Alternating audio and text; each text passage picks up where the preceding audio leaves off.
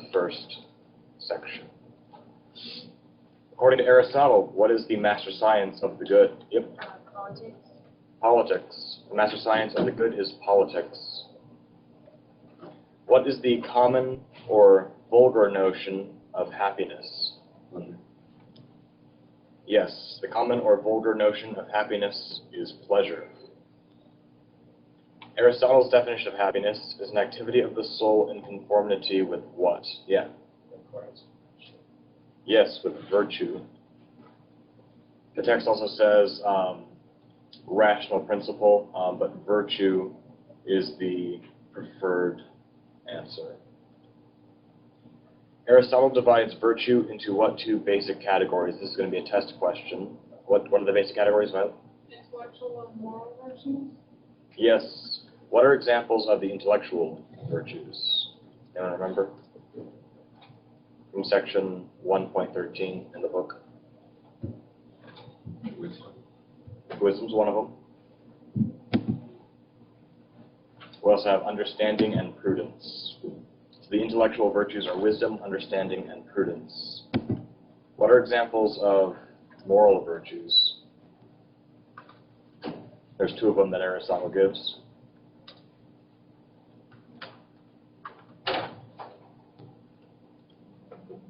Also in book 1, section 13.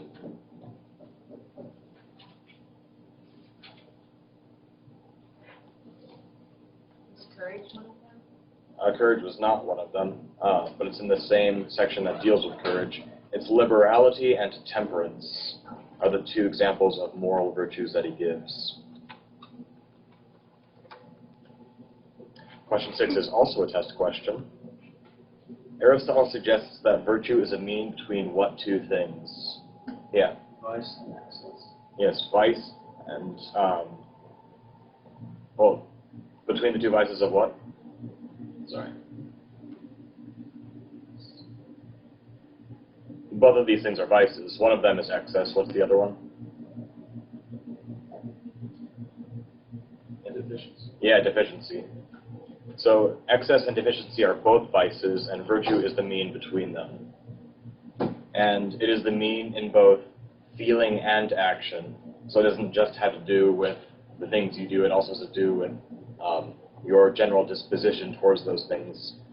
It's kind of like when Christ, echoed by Luther, says that if you hate, you are also murdering your brother. It's not just the physical action, it's also what's in your heart. Question 7. According to Aristotle, we should treat what in the same way that the elders of the Trojans treated Helen?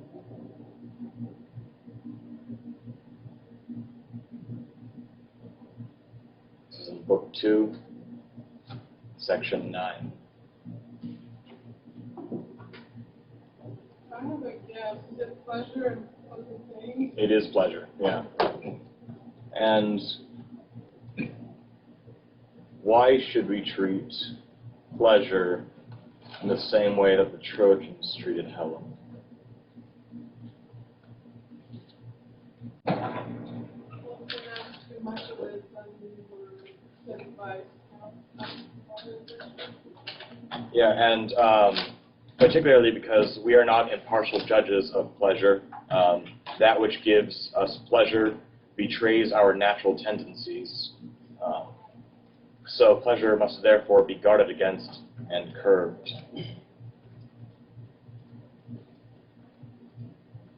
And again, we see some similarities in Luther, where he talks about the uses of the law, because certain things must be curbed, which we want to do. It's the same thing that Aristotle is getting at when he says pleasure must be curbed, because pleasure is what shows our own individual tendencies. All right, now we're going to get into Book 3. So, what is Aristotle's definition of choice? Yeah. Deliberate repetition of things that line up. Yes, choice is a deliberate desire for things within our power. According to Aristotle, it is only truly a choice if it is something that you are able to attain. So Aristotle speaks a lot about the will or volition. Where does he place the source of the actions, whether they be good or bad? This isn't a question but in the session, but it is related. So where does Aristotle find the source of these actions?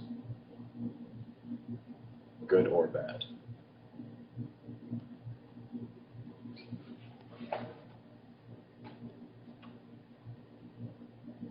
And it's kind of reflecting question 8, but with a specific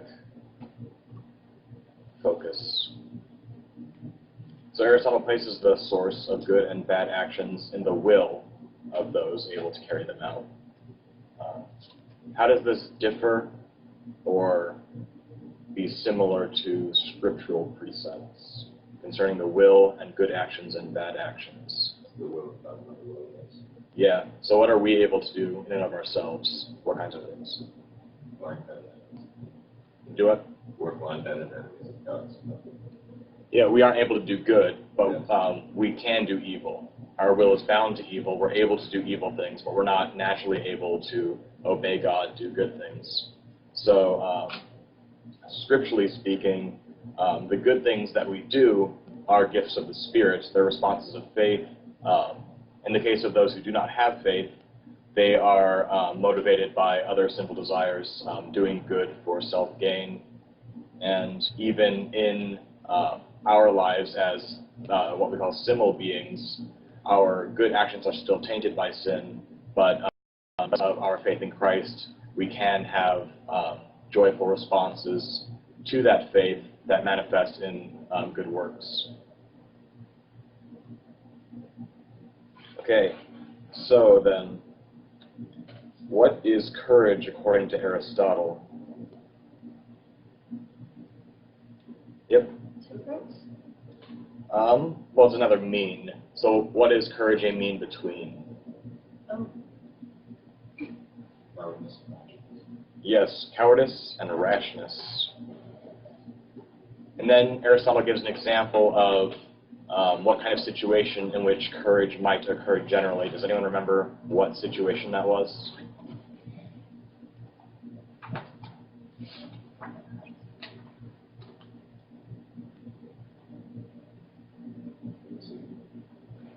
In what situation does Aristotle say true courage might occur generally or most often? It relates to a book you read over the summer, the World War I book. In war. So true courage occurs in the face of honorable or sudden death as exemplified in war. And then Aristotle goes on to give us 5 examples of things that resemble courage but are not courage. Do you remember what those 5 things were? Civic courage, faith, risk, spirit of metal, sanguineness, or optimism. Right. So, what's the problem with civic courage? Why is civic courage not actually true courage?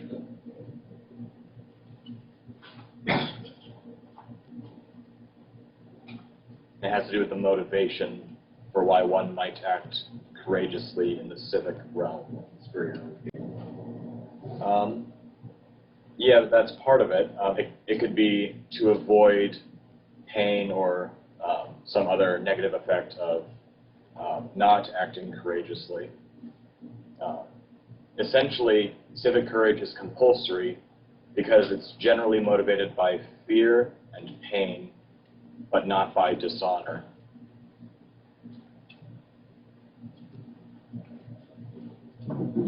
So then, why would experience or risk not be, or experience of risk not be true courage? Yeah.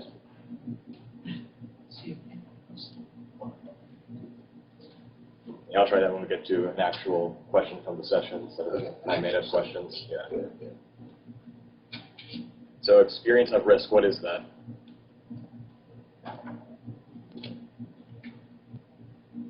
So experience of risk is simply weighing the odds and trying to figure out how likely it is that you'll get out of something unscathed. So Aristotle says that it's motivated by the odds of survival, and therefore, because it's likely to be resolved without injury, it's not true courage, because you're figuring, hey, this won't actually go the way that I don't want it to go. So he gives the example of a warrior who wins most of the time, so he's generally figured that he's unbeatable, or at least he has a better odds against most of his opponents, but as soon as he finds an opponent that he knows he can't beat, he'll run away. Kind of reminds me of the Philistines when they're attacking the people of God, and the people of God all run away because they figure, hey, we can't beat this guy Goliath. And of course, then David would show up, and through faith in God, he's able to exemplify true courage.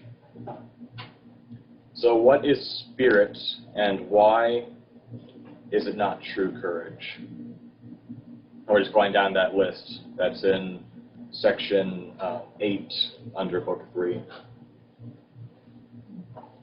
Yep. It's like basically when you just do something because you're like really angry or emotional, and so you don't think rationally about it at all. You just do it without thinking, so you don't even realize that you're in danger. Just like. Yeah, right. It's very reactionary. It's not an actual choice. It's a response to usually some sort of emotional stimulant like fear or anger. So why would optimism then not be true courage? What would that be motivated by other than dishonor or the fear of dishonor? Yeah? Unrealistic faith in yourself? Yes, so it has to do with overconfidence, basically, which is a partial misunderstanding of reality. So generally people who are overconfident have some sort of reason for being overconfident, whether it be success in the past, or it could also blend into the experience of risk. You have an idea of what you might be able to do, therefore you might do something which you would normally recognize to be a bad idea, so you don't have a complete understanding of the situation. Similar to optimism is ignorance then. What is ignorance? Yeah? You don't understand the situation you're in, so you can't show Yeah, so whether you're ignorant of a part of the situation or the entire situation, you can't actually show courage because you don't understand what's going on. So you can't make that active choice to be courageous. So ignorance then, in Aristotle's mind, is one step farther into misunderstanding than optimism is. So with those examples of what courage isn't, we get an idea of courage as acting voluntarily in the face of fear, regardless of the perceived risk, while having a proper understanding of the situation. So you just take the negative of each of those points that he makes about what courage isn't, and you get a pretty good idea about what Aristotle thinks courage is. So I'll say that again. Courage is acting voluntarily in the face of fear, regardless of the perceived risk, while having a proper understanding of the situation. So it requires voluntary action. It's not reactionary. It's not compulsory. And requires understanding. All right, temperance. What is temperance? It's another mean between two things. What are those two things?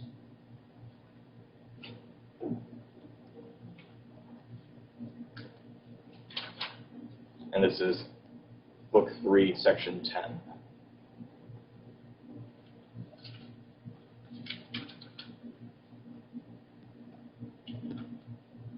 Licentiousness, whatever. Yep, that's the deficiency. What is the excess of temperance? John? The pleasure. He gives a different word. It's not pleasure.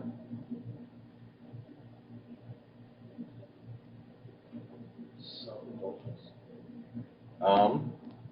That would be licentious. That'd be licentiousness. Yeah. So what's the excess of temperance? You have too much temperance. What's the opposite of indulging too much?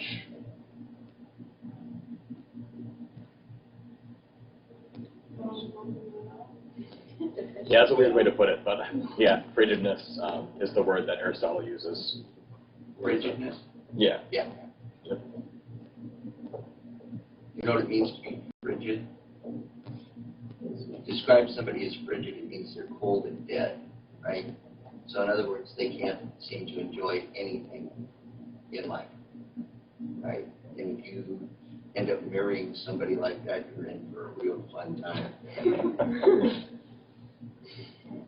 And in certain pietistic denominations of Christianity, take frigidness to the bank, where they say you shouldn't play games or cards or dance or sing or, do all these other things. That's the serious version of my joking, no happiness, no joy. Yeah. But serious, some people seriously take it to that extreme. If you're having fun, knock it off. All right, now we get to another session question, question 9. If we leave the appetites unchecked, they will ultimately push what aside? Yep.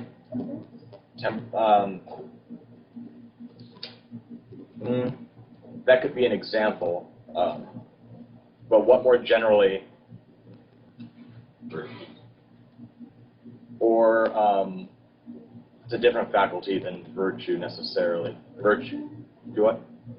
Yes, the ability to reason rightly. So reasoning rightly would include some of the virtues. It would include being temperate. But if the appetites are passively unsupervised or actively gratified, then they will ultimately push aside the power to reason rightly. And this could, yeah, Micah? Is this, it might be an aside, but it might not. The unexamined life is not worth living. Yeah. So if you don't keep your appetite in check, identify what's actually, what you're actually taking pleasure in, you're not going to have reading rightly, therefore having virtues and all of that. Yeah, and theologically we would say something like you end up becoming a slave to those vices, or so like David and Solomon, they began to live in sin, they made it habitual, and it tore them apart. They were slaves to their sexual immorality, and luckily, David repented, but before he repented, you see in Psalm 51 what it was doing to his life. It was destroying him. He couldn't get out of it, aside from appealing to God for mercy. And going along with the idea of reason and all, if you only react to your appetites and your needs and so on and so forth, then you're basically an animal. You cease to be human. That's what animals do. And I believe Aristotle makes that distinction somewhere. I know that he makes a distinction between animals and men, the distinction being that men are able to reason. So it would be a part of his ontology. Because you have things like rocks, which are matter, plants, which are matter plus life, animals, which are matter plus life plus consciousness, and then humans, which are matter plus life plus consciousness plus reason. And then, of course, you also have the angels and God. I've used the illustration of dogs before. Your dog is able to understand whether you're pleased with them or not, but your dog does not understand why it's bad to crap on your carpet. Your dog doesn't get that. Your dog only understands, master is not happy, so I better not do that again. The dog is not able to reason and understand why that would not be a good thing to do. That's a human ability to do that. They can learn to react to your moods and modify their behavior, but they're never going to understand why necessarily. It's a human behavior.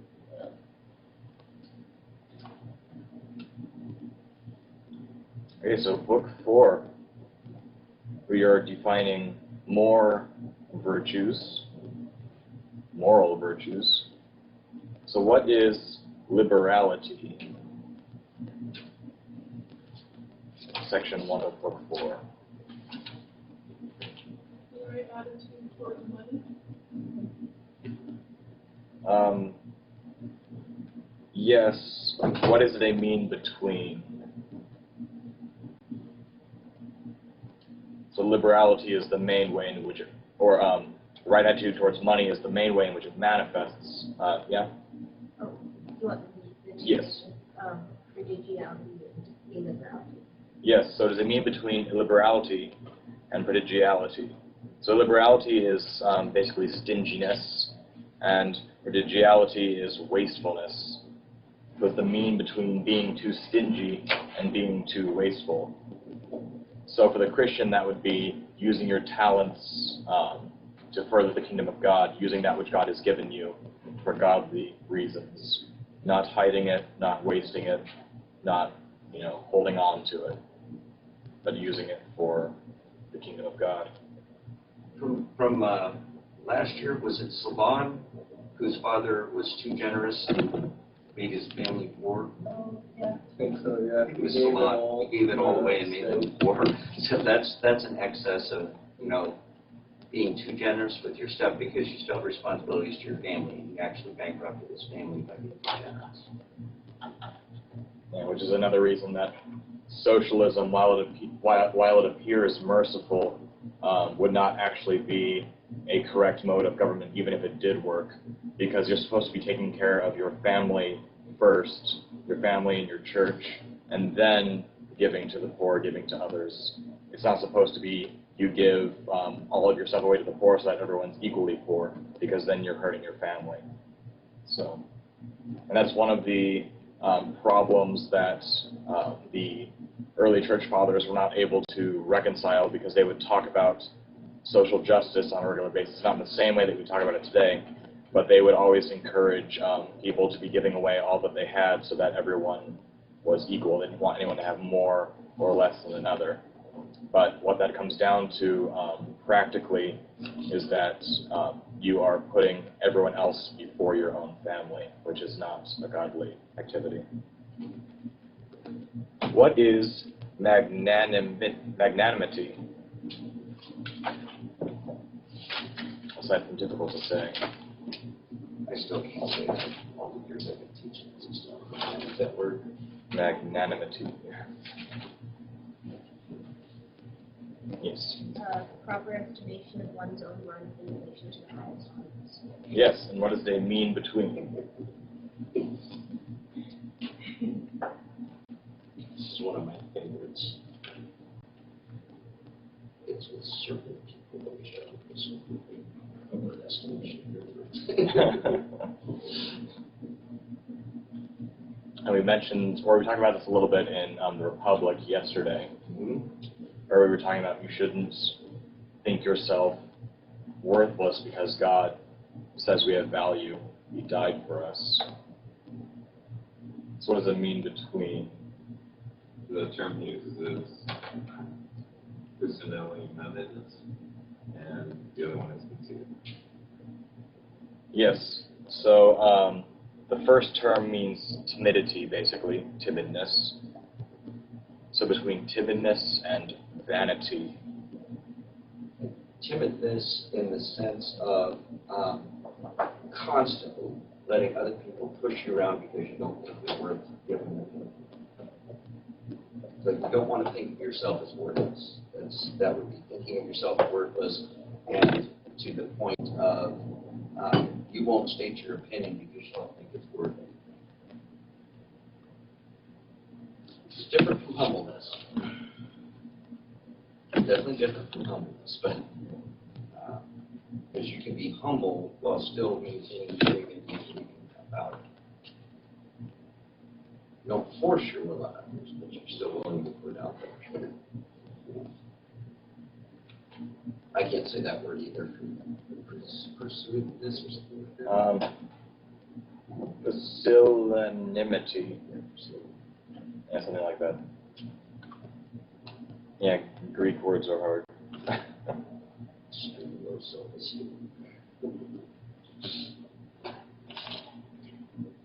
Are there any questions so far? Have we gone over all of the session questions?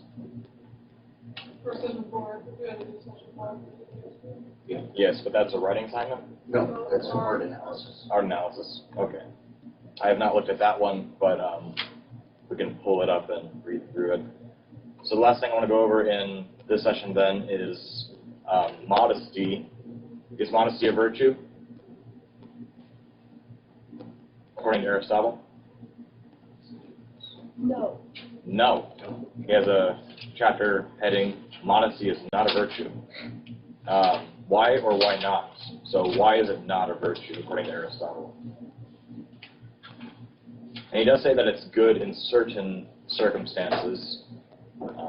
So he does actually use the phrase, modesty is a virtue, but then he modifies it and ends up rejecting it because of what reason? And pay attention to this because this is going to pop up again in your last unit this year when you read C.S. Lewis's Mere Christianity, because he's going to make the same argument, basically.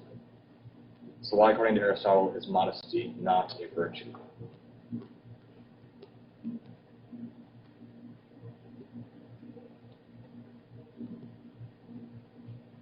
It was only good when you were used to correcting discretion. Yes, so it's conditional, it is not universal. So a virtue must be universal. So if it is only good in certain circumstances, it's not going to end up being a virtue. For example, if you are in a society that has not sexualized the breasts, it is not immodest, it's not unvirtuous for them to not wear a top. And so there are tribes in Africa and other places like that where the women don't wear tops because they haven't turned the breast into a sexual item. They've turned it, they still consider it to be for child rearing. And so it doesn't cause anyone to sin when they walk around like that. And so therefore they're not being unvirtuous. Versus places like Europe, especially France, where it's not uncommon, but for alternative reasons. Yes. Yeah. So, which one? He says modesty is not, but it's tied to the virtue of. I don't remember what the virtue is. You said the word just a minute ago.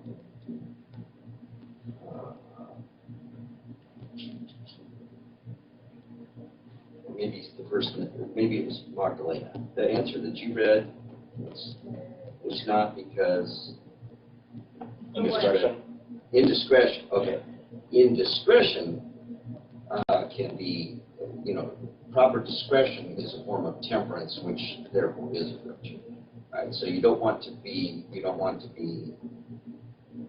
indiscreet in that sense. You don't want to not practice temperance in there. But modesty in and of itself could just be an aid toward that, depending on the situation or So Aristotle gives, or he expounds upon modesty being a circumstantial virtue and therefore not a virtue when he says that the elders are expected to know better than to make the mistakes which the youth would be making, and therefore shame is the emotion which results from making these mistakes under the influence of feelings. So the mistakes of youth, when made by the elders who should know better, result in shame.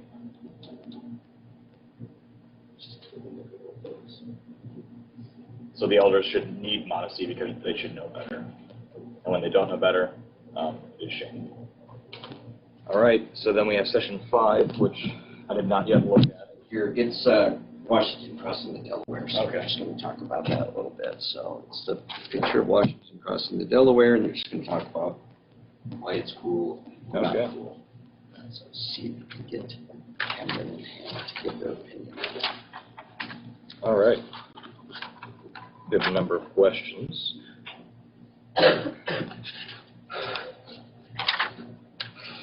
Number one always cracks me up. They ask this on every single one. They're like, does this work demonstrate the artist's ability and expertise? Yeah, they would have picked it if it didn't. I mean, it's just a stupid question. They ask it every time, and it's like, no, you wouldn't have picked it if it didn't demonstrate that. Yeah. A better way of phrasing that would be, how does it demonstrate Yes. expertise? So we'll move on to question 2 then, I guess, because the answer to number 1 is obviously yes. So number 2, I will ask Camden, even though it looks like he's perpetually loading. But if you can hear me, Camden, does the work have balance and symmetry? What is the central or most important element of this work? What draws your attention?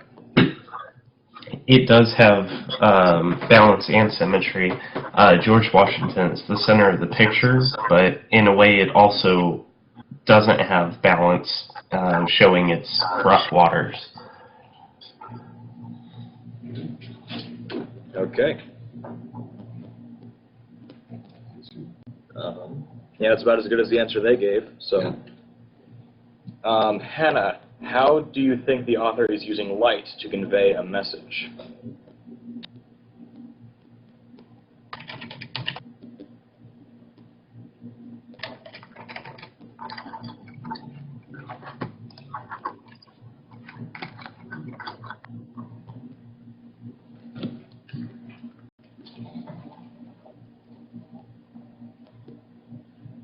Hannah? Can you hear us? Can you hear me? Yes. Now we can. I guess I've never done an art analysis before, so I'm not exactly sure what I'm supposed to be doing. Okay, well, can you make a guess? If you look at that picture in the omnibus book, what do you think light is supposed to be showing? Because it's got kind of darkness behind you, but light ahead. What do you think it's trying to show? It's really just your opinion, because it's art. Right.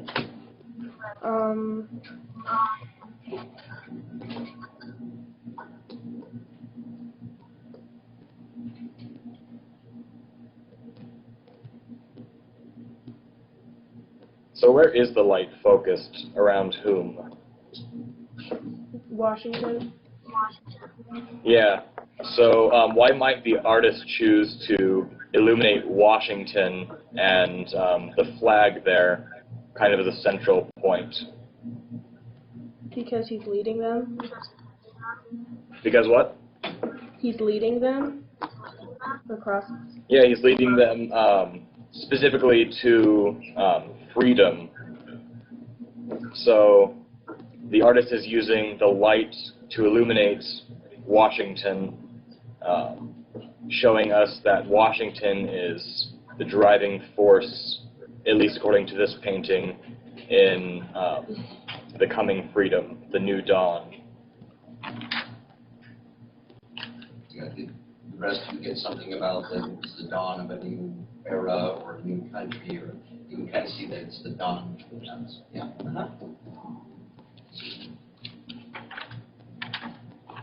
Okay, subject analysis question 1. If you look closely, it is possible to pick out different kinds of characters, in parentheses, wearing quite diverse kinds of clothing. What do you think Lutz is trying to get through this device?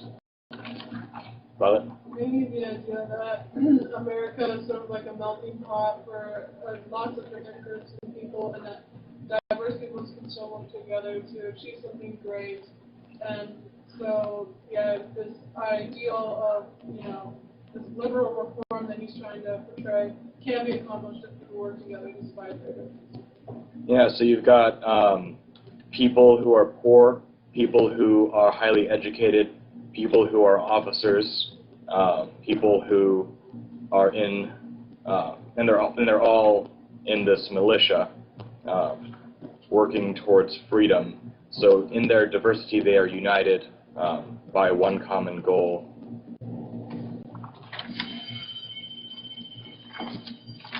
All right, and that is time. Obviously, you know what's happening. He's leading them across the Delaware.